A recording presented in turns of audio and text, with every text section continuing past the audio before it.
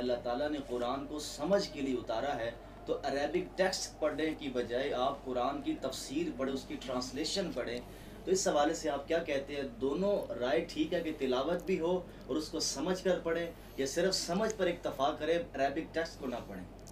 دیکھیں، تلاوت تو ہونی ہی ہونی ہے. سمجھ کے پڑھنا بغیر تلاوت کے تو نہیں ہو سکتا. آپ تلاوت کریں گے تو سمجھیں گے نا، سمجھنا تو اگلا لمحہ ہے. تو تلاوت تو بہر صورت ہوگی.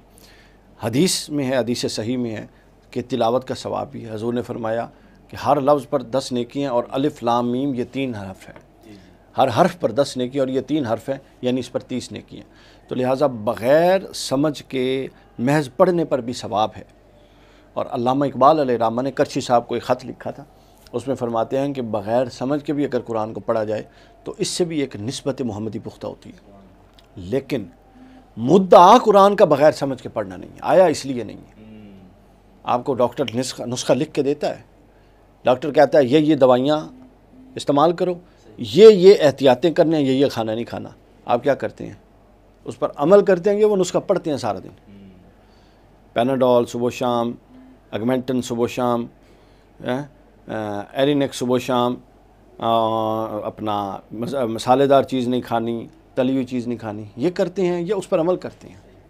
یار اتنی عقل ہے کہ ایک ڈاکٹر دے نسخے تے عمل کر دیو اور قرآن خالی پڑھی جا رہے ہو. یہ تو پڑھنے کے لیے، پڑھنا تو ایک ذریعہ ہے سمجھنے کا. غایت نزول قرآن کی پڑھنا نہیں ہے.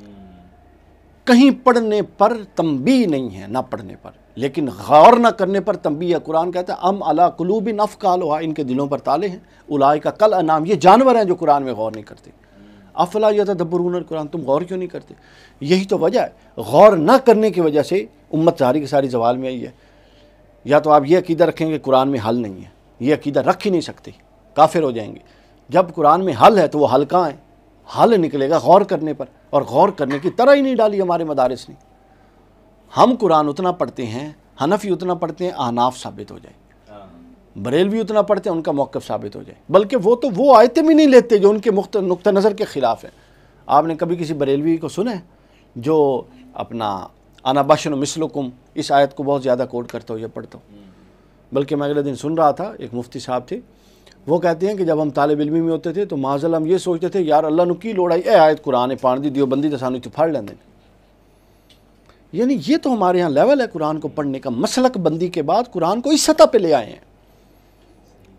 تو قرآن کو تو اعلیٰ شعوری سطح پر سمجھنے، پڑھنے اور وسیع تر انسانی اور عالمگیر تناظر میں دیکھنے کی ضرورت ہے. پھر وہ مسائل آپ پر کھولتا ہے.